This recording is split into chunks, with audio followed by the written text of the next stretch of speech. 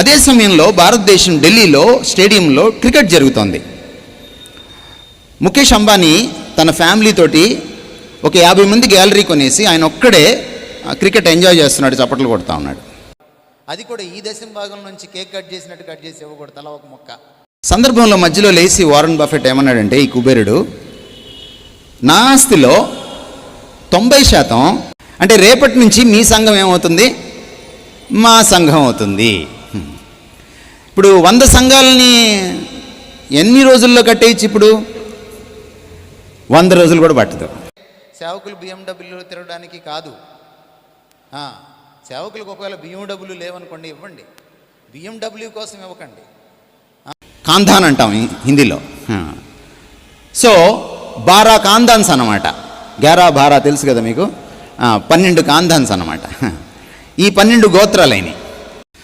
Already coat కూడా కొనుక్కోలేని పాస్టర్కి ఇవ్వట్లా, మీరు కోటీశ్వరులైనటువంటి పాస్టర్లకు ఇస్తున్నారు.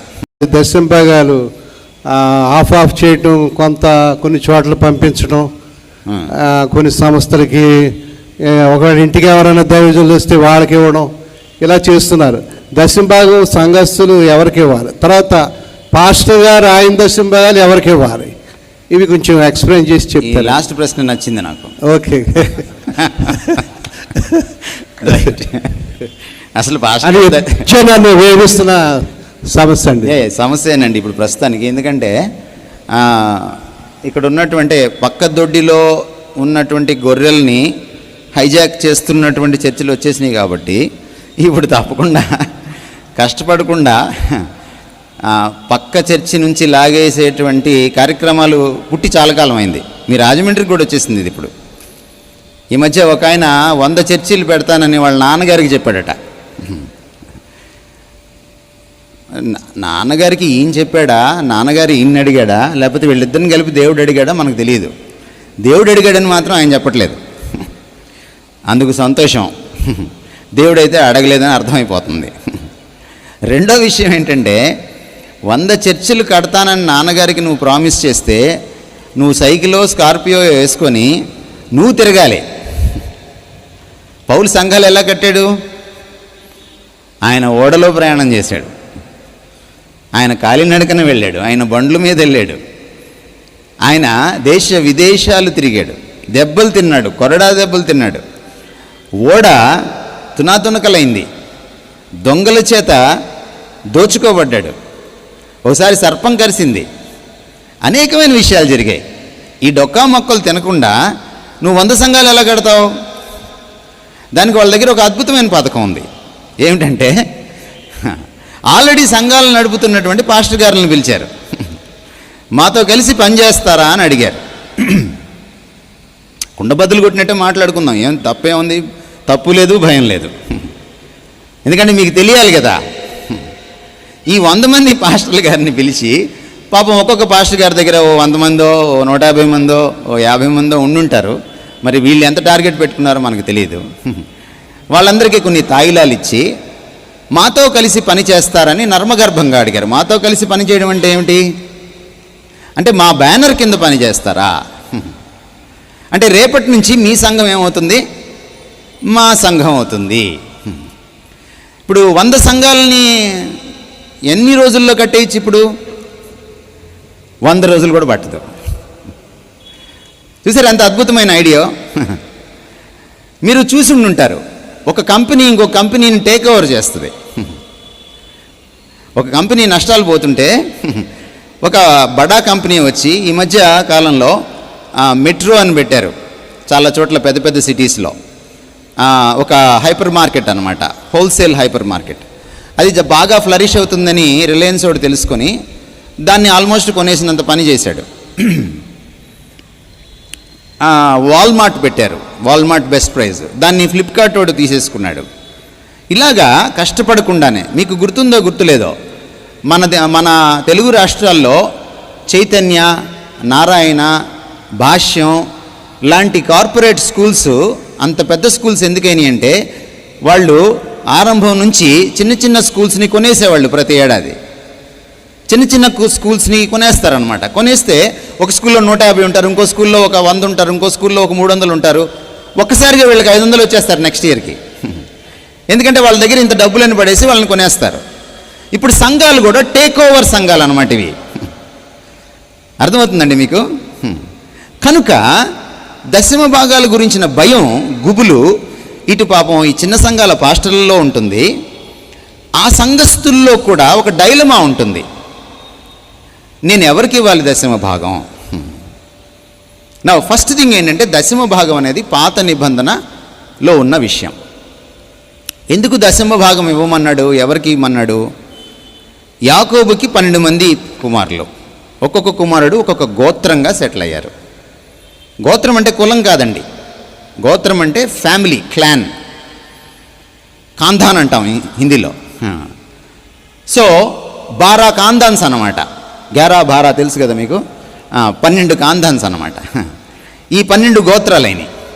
11 మందికి ఆస్తి ఇచ్చాడు దేవుడు. 11 మందికి ఆస్తి ఇచ్చాడు దేవుడు. 12వ వాడికి ఆస్తి ఇవ్వలేదు.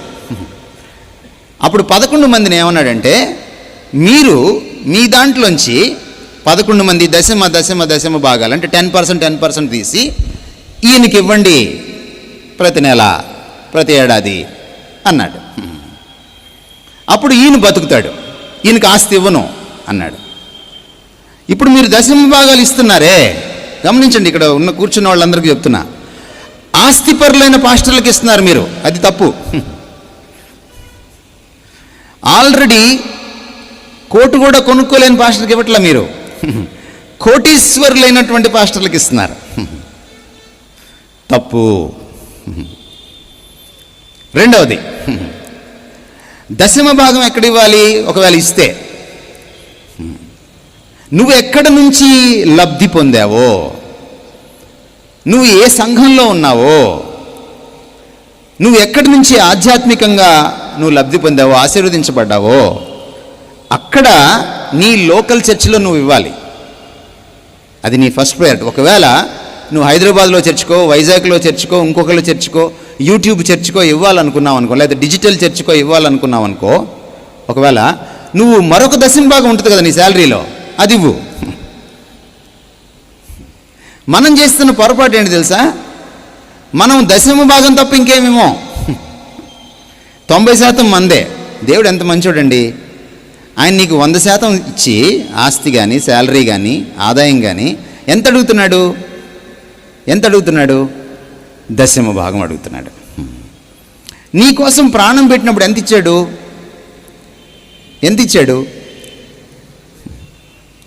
కానుకలు ఇచ్చే సందర్భంలో పౌలు 2 కొరింథీ పత్రికలో 8వ అధ్యాయంలో యేసుక్రీస్తు వారి సిలువ గురించి మాట్లాడాడు. మీరు ధనవంతులు కావాలని ఆయన దరిద్రుడయ్యాడు. మీరు దేవుడికి ఇచ్చేటప్పుడు మీ స్ఫూర్తి ఏమిటి? ఓ పాస్టర్ గారి ప్రసంగం కాదు, క్రీస్తు మీకేమిచ్చాడు? క్రీస్తు సమస్తం మీకోసం ఇచ్చివేసినప్పుడు ఆయన దేవునితో సమానుడిగా ఉండుట విడిచిపెట్టకూడని భాగ్యం అనుకోలేదట. మీరు 2వ దశమ భాగం ఒక పేదవాడికి ఇవ్వడం, 2వ దశమ భాగం ఒక మిషనరీకి ఇవ్వడం, 2వ దశమ భాగం ఒక ఇవాంజలిస్ట్కి ఇవ్వడం విడిచిపెట్టకూడని భాగ్యము అనుకుంటారా? అనుకోరా? ముందు మీరు మారాలి. మీరు దేవుణ్ణి ప్రేమిస్తే ఆయన ఎలా ప్రేమించమన్నాడు? పూర్ణ ఆత్మతో, పూర్ణ శక్తితో, పూర్ణ హృదయంతో, పూర్ణ వివేకంతో, పూర్ణ తత్వంతో ప్రేమించమన్నాడు.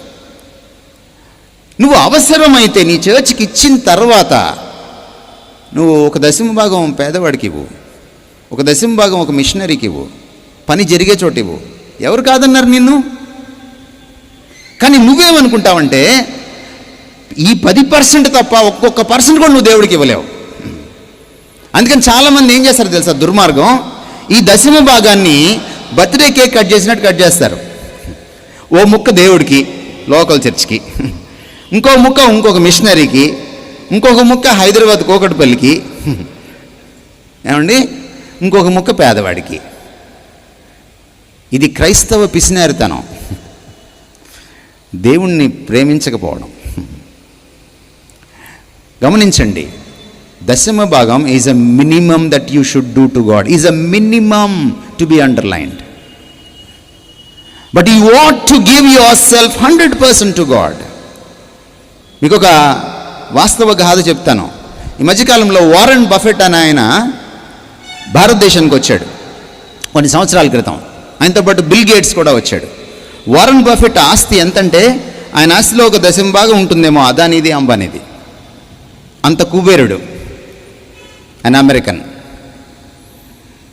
అదే సమయంలో భారతదేశం ఢిల్లీలో స్టేడియంలో క్రికెట్ జరుగుతోంది. ముఖేష్ అంబానీ తన ఫ్యామిలీతోటి ఒక 50 మంది గ్యాలరీ కొనేసి ఆయన ఒక్కడే క్రికెట్ ఎంజాయ్ చేస్తున్నాడు, చప్పట్లు కొడుతూ ఉన్నాడు. అదే టైంలో వారెన్ బఫెట్, బిల్ గేట్స్ ఒక పత్రికా విలేకరుల సమావేశంలో ఒక కాన్ఫరెన్స్లో కూర్చున్నారు. సందర్భంలో మధ్యలో లేచి వారెన్ బఫెట్ ఏమన్నాడంటే, ఈ కుబేరుడు, నా ఆస్తిలో 90% నేను ఈ వర్ధమాన దేశాలు, డెవలపింగ్ కంట్రీస్ ఇంక్లూడింగ్ ఇండియా, దీంట్లో ఉన్న ఎయిడ్స్ పేషెంట్స్కి, పేద పిల్లలకి, అనాథ పిల్లలకి, క్యాన్సర్ పేషెంట్స్కి వీళ్ళకి ఇచ్చేస్తాను అని డిక్లేర్ చేశాడు. అదే మన దేశంలో అయితే వెంటనే కొడుకు దగ్గర నుంచి ఫోన్ వస్తుంది కదా. 90%. అది విని ఒక అన్యుడు, క్రైస్తవుడు కాదు, బిల్ గేట్స్, పక్కన ఆయన లేచి, వారెన్ బఫెట్ గారు 90% ఇస్తానన్నారు, నేను అదే చారిటీకి 75% ఇచ్చేస్తాను అన్నాడు.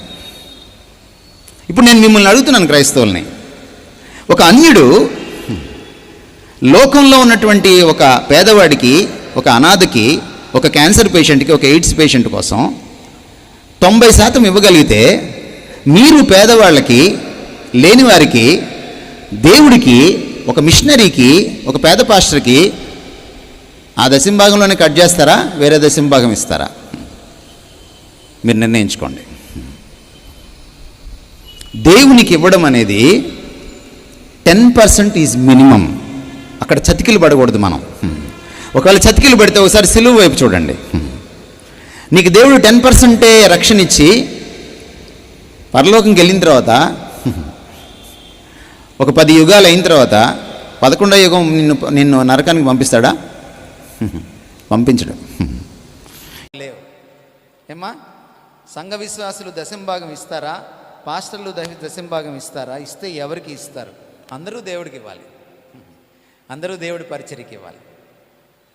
సంఘస్థులు ఇవ్వాలి, తర్వాత నాలాంటి పాస్టర్లు కూడా ఇవ్వాలి. ఇద్దరూ దేవుడికే ఇవ్వాలి. అది.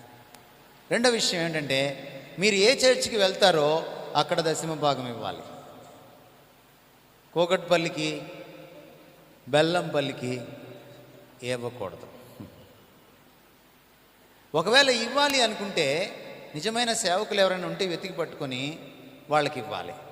అది కూడా ఈ 10% నుంచి కేక్ కట్ చేసినట్టు కట్ చేసి ఇవ్వకూడదు, తల ఒక మొక్క. అది వేరే 10%.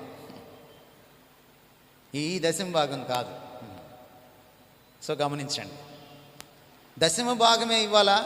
10% మినిమం. 10% ఇవ్వాలని కొత్త నిబంధనలు ఎక్కడ లేదు. కలిగిన కొద్దీ ఇవ్వమన్నాడు, సంతోషంగా ఇవ్వమన్నాడు, ధారాళంగా కూడా ఇవ్వమన్నాడు, త్యాగపూరితంగా కూడా ఇవ్వమన్నాడు. కనుక కొన్నిసార్లు మనకి మించి కూడా ఇవ్వాల్సి వస్తుంది, కొన్నిసార్లు మనకి కలిగిన కొద్దీ ఇవ్వాల్సి వస్తుంది.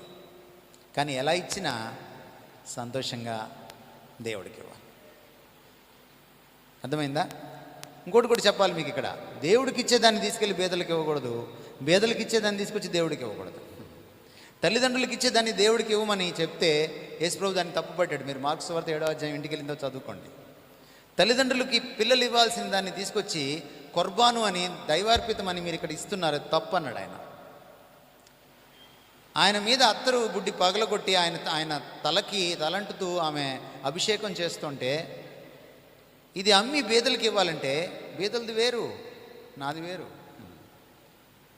కొంతమంది ఉంటారు 10% ఎలా ఇస్తారంటే, బయట ట్యాక్స్ కొడతారు, కమర్షియల్ ట్యాక్స్ కట్టరు, ఇన్కమ్ ట్యాక్స్ కట్టరు, లంచాలు తీసుకుంటారు, తీసుకొచ్చి ఇక్కడ చర్చిలో 10% ఇస్తారు. అది తప్పు. కైసరివి కైసరికే ఇవ్వాలి, దేవుడివి దేవుడికే ఇవ్వాలి. ఎక్కడిదక్కడ ఇవ్వాలి. క్రైస్తవులు ట్యాక్సులు కట్టాలి, ట్యాక్సులు ఎగ్గొట్టి ఆ సొమ్ము తీసుకొచ్చి దేవుడికి ఇవ్వకూడదు. గమనించండి. దశంభాగం తల్లి సంఘంలోనే ఇవ్వాలి. చెప్పేశాను ఆల్రెడీ. ఉద్యోగరీత్యా వేరే ప్రాంతానికి వెళ్ళినప్పుడు అక్కడ మళ్ళీ ఆ సంఘంలో ఇవ్వు. ఎక్కడ నువ్వు ఏ సంఘంలో నువ్వు పాలిభాగస్తురాలు అవుతావో, ఉద్యోగరీత్యా ఇంకో సంఘానికి వెళ్తావు, ఇక్కడికి రావట్లేదు, అక్కడే ఉంటున్నావు, అక్కడే ఇవ్వు, తప్పేం లేదు. అలా అనుకుంటే అందరూ క్యాథలిక్ సంఘానికి ఇవ్వాలి, తల్లి సంఘానికి ఇవ్వాలంటే మరి అక్కడి నుంచే వచ్చారు అందరూ. ఆ తర్వాత లోతరన్ సంఘానికి ఇవ్వాలి. అది కాదు దాని అర్థం. దశమ భాగం ఖచ్చితంగా ఇవ్వాలా, లేక వస్తు రూపంలో సంఘంగా అవసరమైంది కొని ఇవ్వచ్చా? దేవుడు కూడా నీకు శాలరీ రూపంలోనే ఇవ్వాలా, అప్పుడప్పుడు వస్తు రూపంలో ఇస్తే చాలా? ప్రశ్న వేసుకోండి మీరు. దశమ భాగాన్ని సేవకులకు కానుకగా ఇవ్వచ్చు, తప్పేం లేదు. సేవకుల కంటే సేవకులు మొత్తానికి సేవకుల కంటే సేవకులు బిఎండబ్ల్యూలో తిరగడానికి కాదు. సేవకులకు ఒకవేళ బిఎండబ్ల్యూ లేవనుకోండి, ఇవ్వండి. బిఎండబ్ల్యూ కోసం ఇవ్వకండి, బిఎండబ్ల్యూ కోసం ఇవ్వండి, తప్పేం లేదు. అంత పరిస్థితుల్లో సేవకులు ఉంటే. కానీ సేవకు ఇవ్వాలి, అది ఇంపార్టెంట్. సేవకు ఖర్చు పెట్టిన తర్వాత తృణమో ప్రణమో నువ్వు నీ ఖర్చు పెట్టుకోవచ్చు, నీ అవసరాలు, నేను కనీస అవసరాలని తీర్చుకోవచ్చు సేవకుడు, తప్పేం లేదు. కానీ ఈ కానుకలతో ఈయన లగ్జరీ చేయకూడదు, అది ఇంపార్టెంట్. జూలకు వెళ్ళడం, వీడియోలు పెట్టడం, ఇవన్నీ మీ డబ్బులతోటేగా. డిస్నీ ల్యాండ్కి వెళ్ళడం అమెరికాలో, డబ్బులు ఎవరు ఏంటి? మీయే. అది